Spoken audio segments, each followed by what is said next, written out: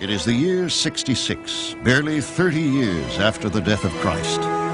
In the Holy Land, the Jews rise up against Rome, the greatest empire the Western world has ever known. 8 people will be leading players in a deadly drama known as the Jewish Revolt. First, the chronicler, Josephus. He betrays the Jews in battle, yet writes the only account of the conflict that has come down through time. Menachem, leader of assassins and saboteurs who terrorize their fellow Jews, only to end up dying in a desert fortress called Masada. Benjamin the Essene, from a peaceful desert monastery, he will sow the seeds of violent revolt through prophecy. The 2 daughters of Philip, lone survivors of their beloved city, Gamala. Did they witness mass slaughter or mass suicide? Yohanan ben Zakkai. With the end of Jerusalem in sight, he plans to save the Holy Scriptures and the entire future of his people. Finally, the dreaded enemy, Vespasian, and his son Titus. Leaders of the unstoppable war machine, the Roman legions. Together they intend to destroy the Holy Land. This is the stage for the last revolt, a war that will leave in its wake a river of blood. But how does the war begin? And what role do these people play in its unfolding drama? These are but a few of the mysteries of the Bible.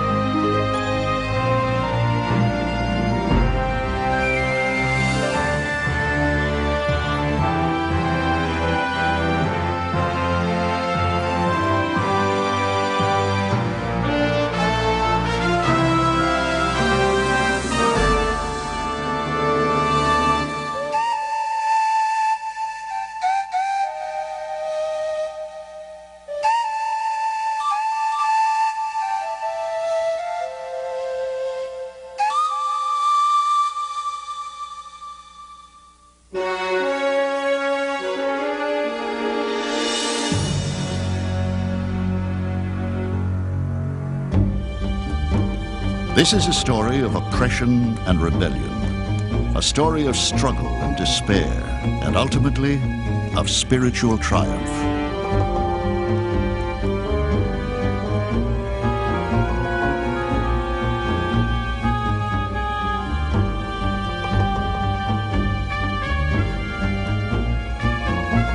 Titus, the young Roman general, is nowhere nearby when a common soldier lays flame to the heart of Jerusalem, the Holy Temple. Yet he knows full well that the destruction of the temple is tantamount to the wholesale destruction of the nation of Israel.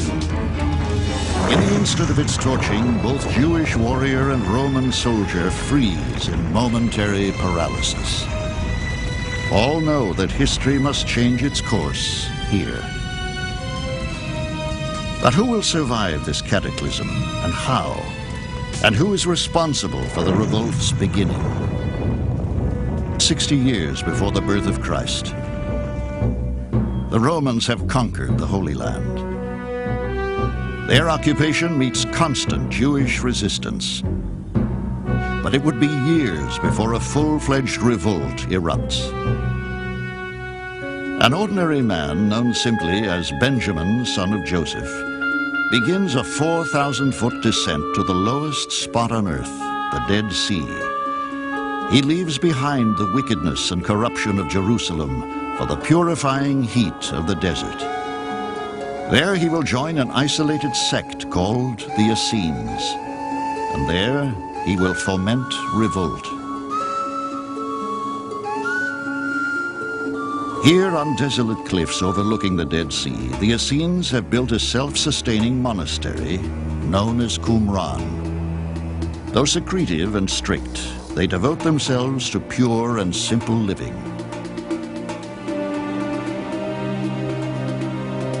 They dispense their anger after a just manner and restrain their passion. They are eminent for fidelity and are ministers of peace. Josephus, The Jewish Wars.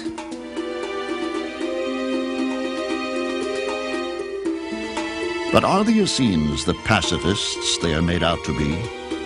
Could Benjamin and his brethren be the ones who ignite the fires of revolution?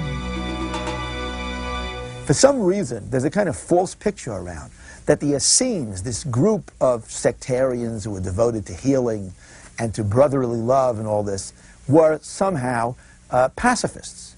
Now, actually, there's absolutely no evidence for this.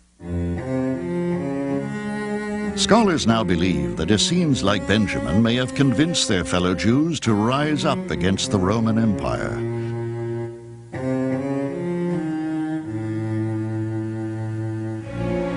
But at stake is not merely their lives. The penalty for inciting revolution against Rome is the most excruciating death, crucifixion.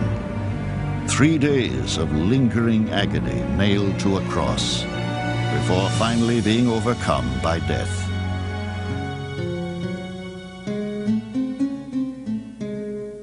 In his years at Qumran, Benjamin is taught the virtually sacred craft of writing. He copies holy word and law onto parchment. With his fellow scribes, they create a body of work, the discovery of which will transform the modern world's understanding of the ancients. It will be known as the Dead Sea Scrolls. One of these scrolls speaks of a dark and terrifying expectation of an apocalyptic war.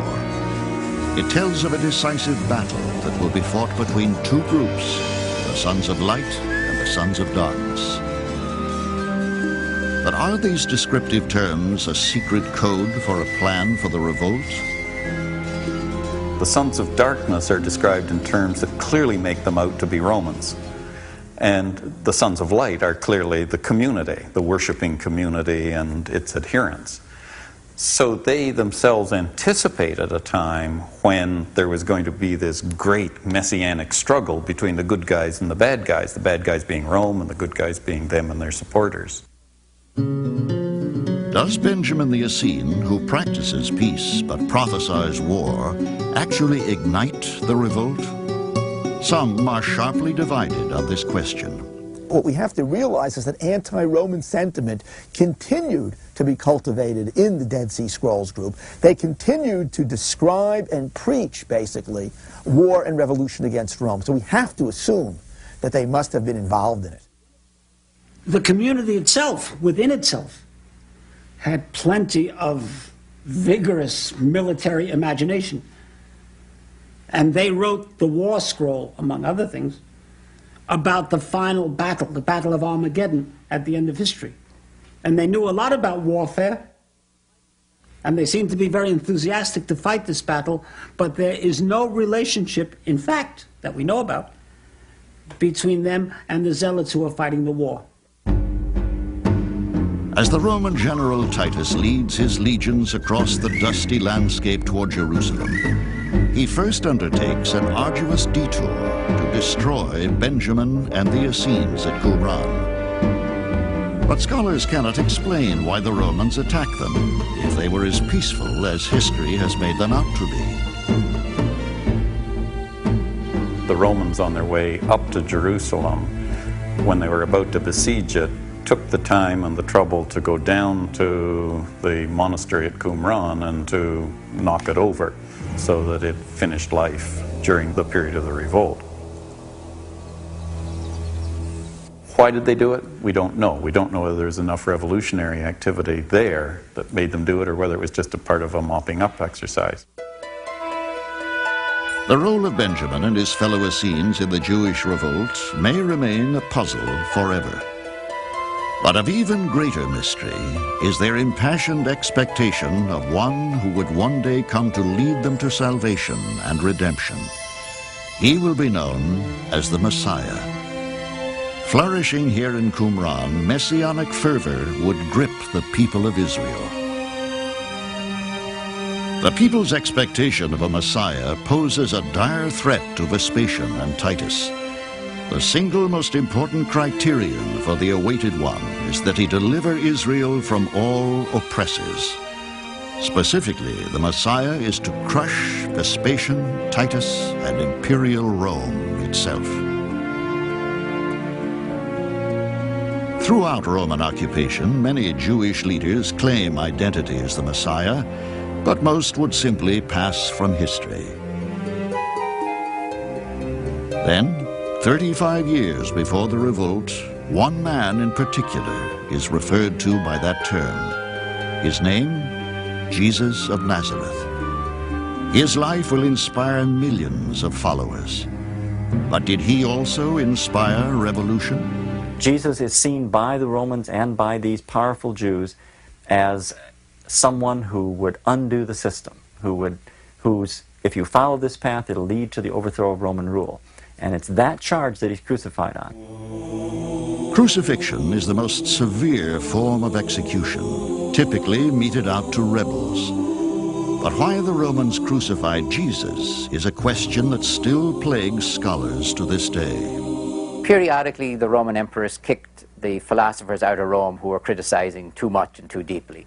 They very seldom crucified them or even killed them. They just exiled them or ran them out of town. It's deeds that got you killed in the Roman world. So somehow Jesus was not only talking, he was doing something. What was Jesus doing that so angered the authorities? On that question, the Bible is strangely silent.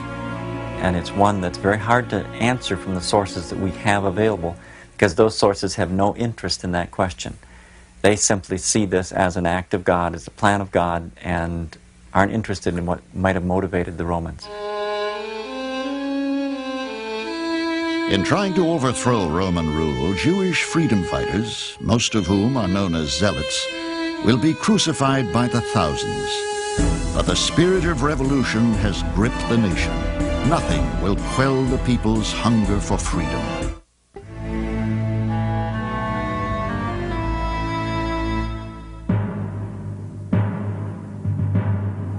Revolt against the awesome might of Rome is a terrifying proposition. At stake, the very survival of an entire nation. Since we resolved never to be servants to the Romans, nor to any other than God, the time is now come to make that resolution true. Josephus, The Jewish Wars. These are the words of the Sicarii rebels. The Sicarii, the most fanatical, ruthless, and terrifying Jewish sect in the revolt. For his entire life, Menachem, leader of the Sicarii, has been waiting for the Jews to rise up against their Roman conquerors. His grandfather, his father, and 2 brothers have all been killed by the Romans. He is consumed by hatred for the empire. In the year 66, the revolt begins. It will last 7 bitter years. In 67, the Romans attack the northern cities of Gamala and Jotapata in the Galilee. 2 years later, in 69, they assault the town of Qumran. Jerusalem is attacked in the year 70. The revolt finally ends at a fortress called Masada in 73. Menachem and the Sicarii do not trigger the revolt that begins in Jerusalem. Instead, this is the work of the man who will later become Menachem's mortal enemy, an official in Jerusalem's holy temple by the name of Eleazar. But in the face of such a powerful occupying force, one question remains a great mystery. Why didn't the Jews unite against Rome? What's interesting is that at nowhere in the record do Sicarii ever kill Romans. At no point in the historical record do Sicarii fight Romans. Their targets of their anger are their fellow Jews, who from their perspective are collaborators, are wicked, are impious, or are people who need to be destroyed. The spark for the Jewish revolt comes from Eleazar, the temple official, under provocation from a Roman governor named Florus. The governor's reputation for corruption is unparalleled. No one ever had less use for truth or thought out more subtle methods of crime than Florus. Making a profit out of individuals he considered poor sport, he stripped whole cities. Josephus, The Jewish Wars. Florus journeys to the Holy Temple, claiming that the Jews owe Rome a tribute. When the crowd there mocks him, he orders the priests of the temple whipped and humiliated. Eleazar, the temple official, demands retaliation. He bans any further animal sacrifices on behalf of the Roman Emperor Nero. To the Romans, this seemingly insignificant decree is seen as an act of war. To cease sacrifices for Rome was a direct affront to Rome. So Nero and his lieutenants, the governor, would be utterly shocked at this, and they would look upon this as, in effect, a declaration of independence. At about the same time as the revolt erupts in Jerusalem, other events around the world are shaping history. In Peru, the Nazca Indians created mysterious figures on the desert floor. In East Africa, craftsmen began using copper to make jewelry. And in China, large stone towers were first used to mark important tombs. In the Holy Land, revolt now openly breaks out. But the Jewish people do not unite against their common enemy. Instead, as so often happens in a contentious revolt, they disintegrate into a struggle for leadership among themselves. Menachem, son of Judas, would like nothing more than to take control of the revolt himself and to become Israel's Messiah. But who is he? And what does he truly represent? Of all the feuding factions, none is more feared than the sect led by Menachem, the fanatical Sicarii. The name itself means short dagger and refers to their preferred method of executing enemies. Nowadays, we would call them urban terrorists. Sicarii made a point, Josephus says, of blending in with the crowds, picking out their enemy, surrounding him, stabbing him, and then melting away again into the crowds and disappearing. Menachem's first action is to slay the most visible collaborator with Rome, the high priest of the temple. In so doing, he makes a bitter enemy of the priest's son, none other than Eleazar, the temple official. But more importantly, the power of leadership intoxicates Menachem and turns him into a harsh and heartless man. Menachem became barbarously cruel, and as he thought he had no antagonist to dispute the management of affairs, he was no better than an insupportable tyrant. Josephus, The Jewish Wars. The citizens of Jerusalem will not support a man who behaves so tyrannically toward his own people, and so Menachem meets a humiliating end. Eleazar incites a crowd to stone him, but Menachem escapes, only to be caught by the temple priests and tortured to death.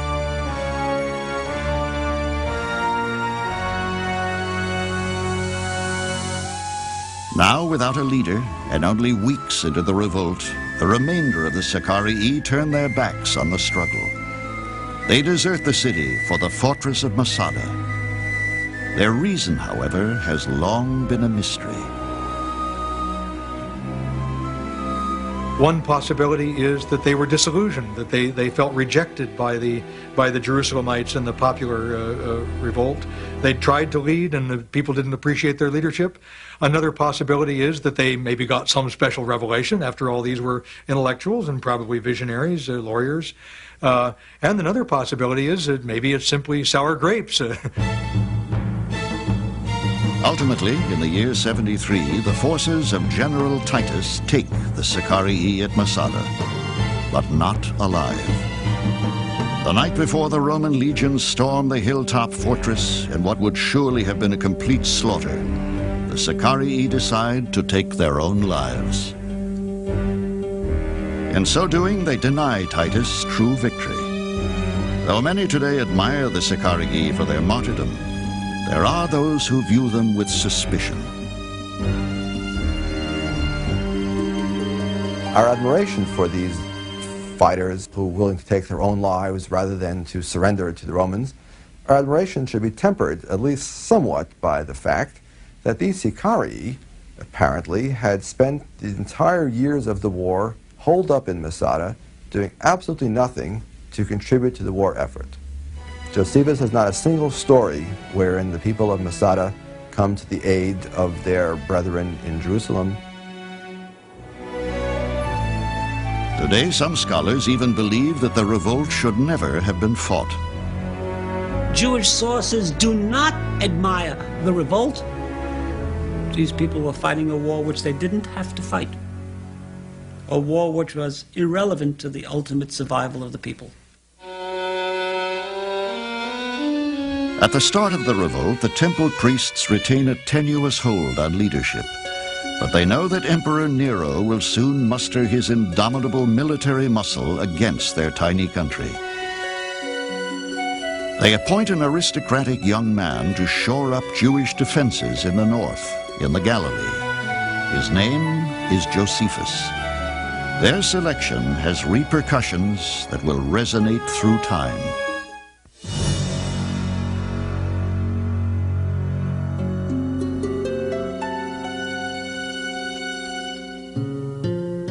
And I have written it down for the sake of those that love truth. Josephus, the Jewish Wars. Born a Jew, the man known as Josephus fights only one battle on the Jewish side. After the war, he will take up residence in Rome, in a villa owned by his former enemy, General Vespasian. He never again returns to his native land. There he writes the only surviving history of the Jewish revolt, an account rife with glaring omissions and mystery. It will captivate but disturb scholars to this day. Josephus is a very slippery fellow.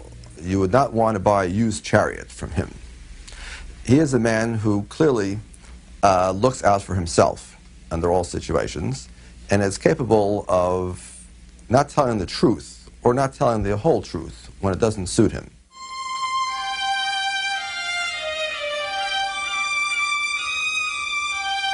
Among the rolling hills of the Galilee, one stands out from the rest. Now serene, according to Josephus, it was the site of a bitter battle 2,000 years ago. But is Josephus inventing the story, or do the events actually take place? Jotapata is a small city of 4,000 inhabitants. Surrounded by steep ravines, it presents a formidable challenge to any enemy. In the year 66, Josephus is sent here to bolster the city's defenses against the inevitable Roman assault. And there are all kinds of accusations against him that actually he may have really, from the very beginning, not done his work seriously, because he really was one of those accommodationists who believed that the Jews should not be revolting against Rome. In fact, he tries to claim to his Roman readers that he really only took the job as commander in order to somehow calm the revolt. Despite the question of Josephus's loyalty, when Vespasian finally attacks, the residents of Jotapata stage a fierce resistance. The city miraculously holds out against overwhelming forces for nearly 50 days.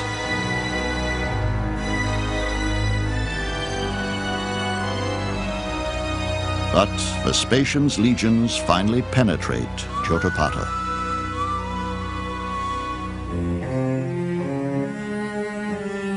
The city becomes a bloodbath under the Roman onslaught. Josephus himself manages to escape to nearby caves, where he hides with 40 of his soldiers. Here, his account of the battle takes a strange twist. What ensues is one of the most controversial episodes of warfare in history.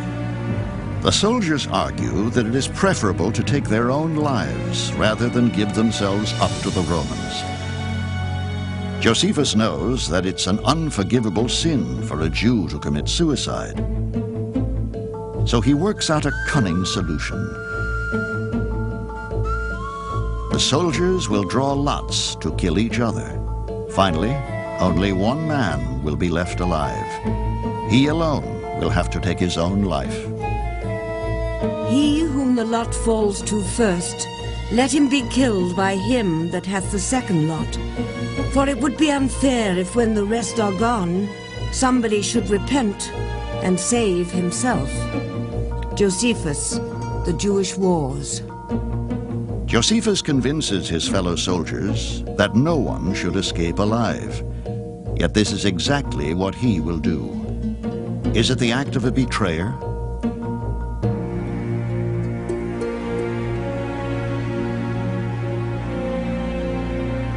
But in his written account, he provides an explanation as to why he himself escapes death by drawing the final lot.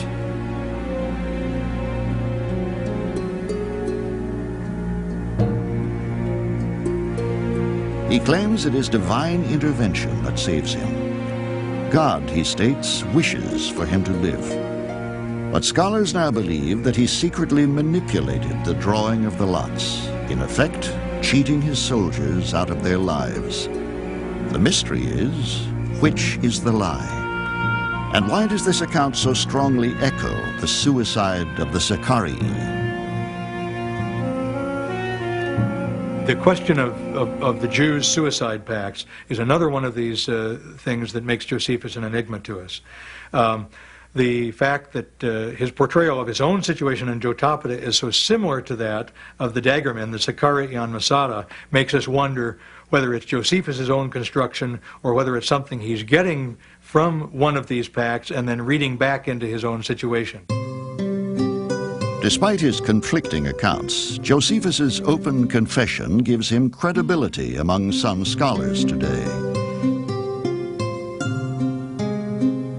When the lot fell and Josephus was left to last, he went to the Roman camp and they received him exactly as he expected they would.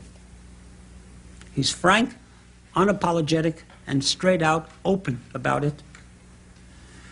We understand him very well. We don't like him any better, but we understand him very well since he talks about himself in the most dispassionate and unsentimental way. As the only survivor of the tragedy at Jotapata, Josephus surrenders himself to the Roman general Vespasian. By claiming that he has the power to foretell the future, he predicts that the general will eventually become emperor of Rome. Oddly, the general believes him, and Josephus's life is spared. He is sent to Rome and shortly begins writing his two historical accounts. And spent the rest of his miserable life as a Roman stooge, eating off of Caesar's table, writing history, flattering Herod, whom the Romans liked, flattering Vespasian, flattering Titus, the emperors. They were paying his bills. Only one other city in the Galilee, Gamala, is left to resist Roman conquest after the fall of Jotapata.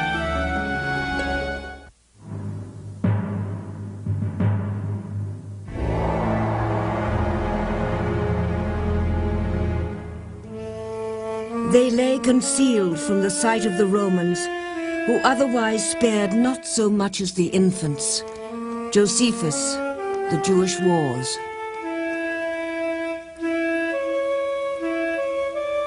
The daughters of Philip, lone survivors and witnesses to the annihilation of their city, Gamala.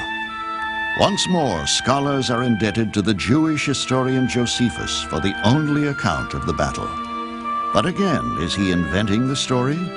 Or does he record what the daughters of Philip truly saw? The people had such confidence in the situation of the place that they thought no amount of enemy could overwhelm them. Josephus, The Jewish Wars. The city of Gamala is built along a steep citadel in the Golan Heights. Surrounded by perilous ravines on three sides, it is virtually unassailable. Indeed, its people have already withstood a 7-month siege by the Romans. In the year 67, Vespasian and 3 mighty legions march on Gamala. After a long offensive, the Romans breach the walls and pour into the city. The defenders flee before the charging centurions in the only direction they can, up the hillside. But halfway up, they muster new courage, regroup, and turn on the Romans.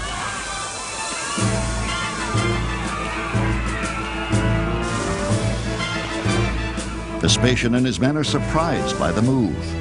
They are now caught between the rush of their own forces and the attacking Jews. And in order to get away from the press of the people behind them or the press of the Jews in front of them, they climbed onto the roofs of the houses. But one person's roof is another person's street.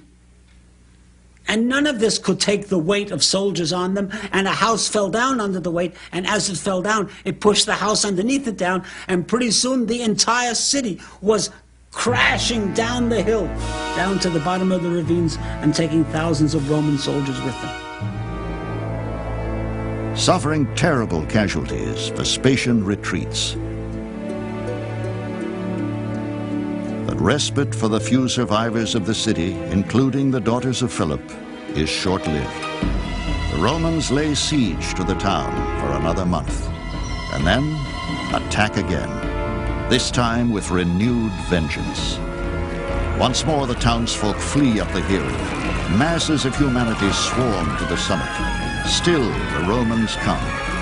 The family and countrymen of Philip's daughters have no option to choose the unthinkable. A great number threw their children, their wives, and then themselves down the precipices into the valley beneath. Josephus, The Jewish Wars. Josephus reports that more than half the city leaped to their deaths to avoid capture. Of the 9,000 inhabitants of Gamala, only 2 survive, the daughters of Philip. But scholars question Josephus's account. How the residents of Gamala died is still a mystery. Josephus says that they all sort of joined hands and committed suicide, but I think the much more likely reading of the account is that they simply were pushed over by the force of Roman arms.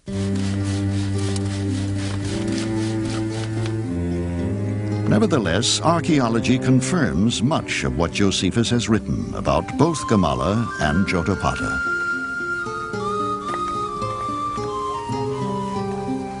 The mystery whether the town was here or not, whether the town was under a siege or not, whether Josephus was right or it was only his imagination, this is a mystery that was solved. The remains of the war here, the destruction of the town, the abandonment of the town at the 1st century, those are real proofs for Josephus' description.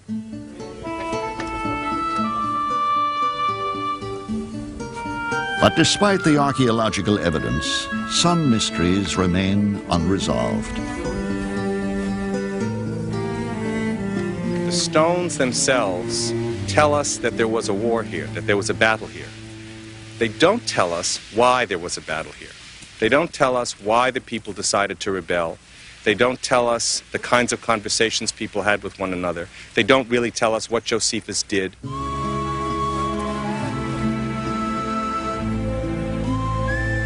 Despite his split loyalties and seemingly unscrupulous methods, history owes Josephus a lasting debt for the accounts he left behind. About Josephus, they said, you can't live with him, but you can't live without him. The Jews hated him forever because he turned sides in the middle of the war and defected to the Romans. But he's a resource without which the entire world would be poorer, for without him we would never have known what happened in this war. The Galilee has now entirely fallen to the Roman legions. Now they turn their sights to the south, to the heart of Jerusalem itself, and to the one thing that stands as supreme symbol of the Jewish struggle for freedom and independence, the Holy Temple.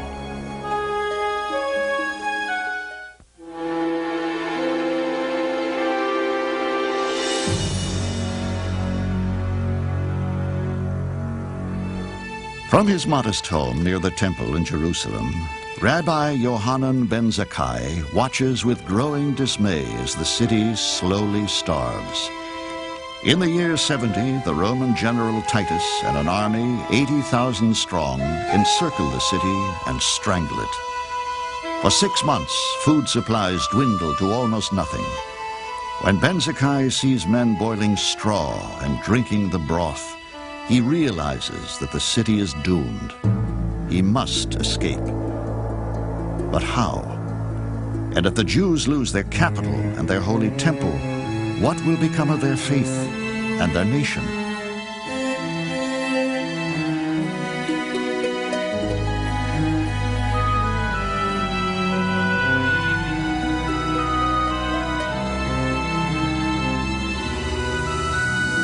In July, Titus and his legions finally attack.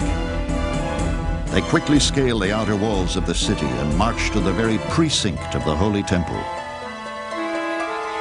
But do the Romans dare destroy this holiest of places, this sacred institution that has existed long before Rome itself?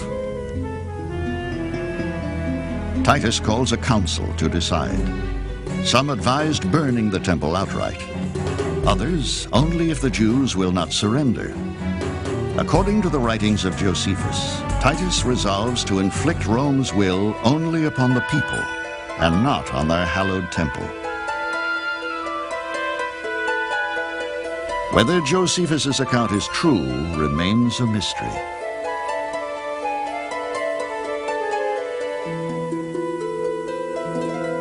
I find that story very, very hard to believe. It's much more likely, I think, that Titus sat around with his advisors and decided this temple must be destroyed.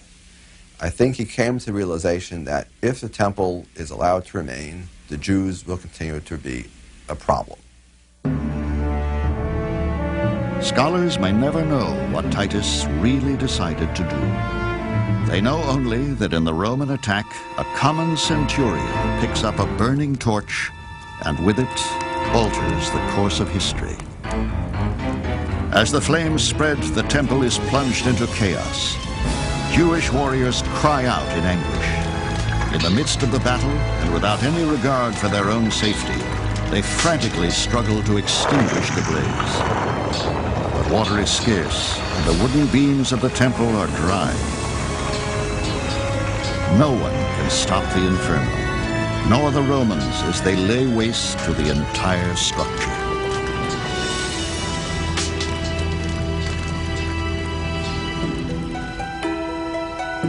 The centurions spare nothing, not even the single most sacred room in all Jewish tradition, the Holy of Holies. This is a room so sacrosanct that only one man, the high priest, is allowed to enter, and even then, but once a year. Curtain over the Holy of Holies was actually pierced with the sword of the Romans. According to Talmudic tradition, the Romans actually did certain acts to purposely defile the Jewish temple, and the destruction took place. The Jews watch their faith, their hopes, and their national identity reduced to ashes.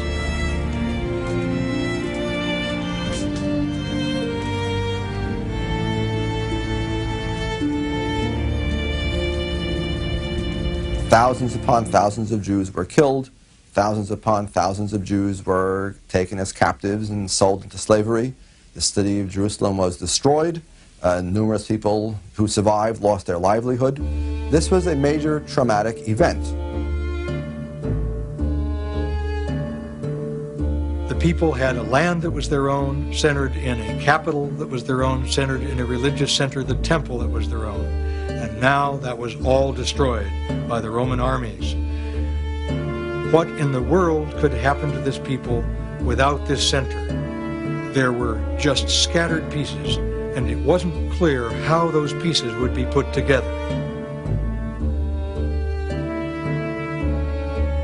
The cost of the revolt in human lives is inestimable. Roman domination has even taken the life of one of the greatest spiritual teachers of the time, Jesus of Nazareth.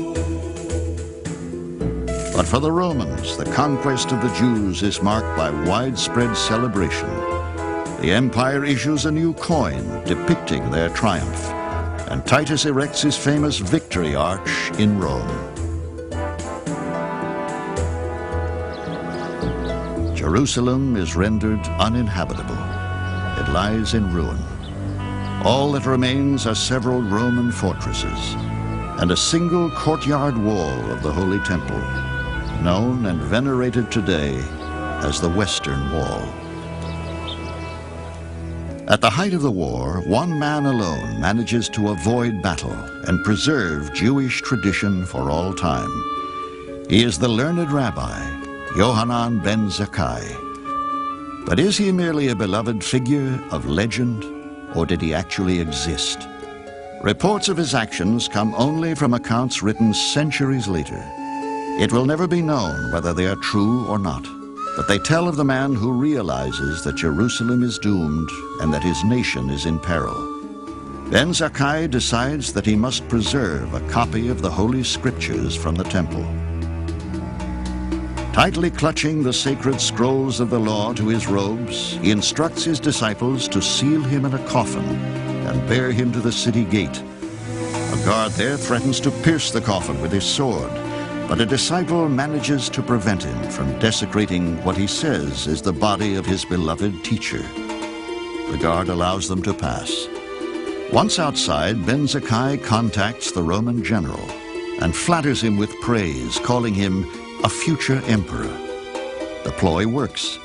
He secures the Romans' permission to establish a religious academy at the coastal city of Yavna.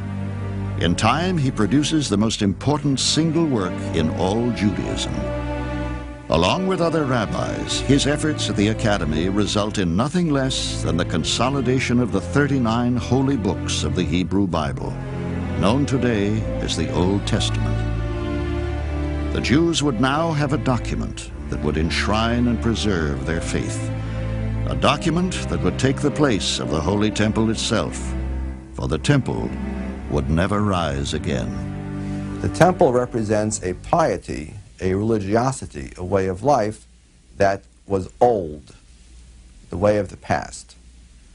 To get rid of the temple allowed the Jews to create a new culture, a new civilization that in fact would be the way of the future. I would say that new culture is far superior to the old one. It is one which is far more portable, far more suited to allow the Jews to survive the next millennia. And had the temple remained, I don't know if or how that culture could ever have developed. Jews would yearn for an independent state for more than 1,800 years. Their hopes only bear fruit in 1948 with the creation of modern-day Israel. In this saga of a people and a land whose shores have been awash with the blood of countless wars, perhaps the greatest mystery of all may be why the Jews have retained a unified and resilient faith in the face of so much destruction. The answer may lie within the hearts and stories of these people in the Holy Land itself, for each had a role in an epic drama that once played out here almost 2,000 years ago.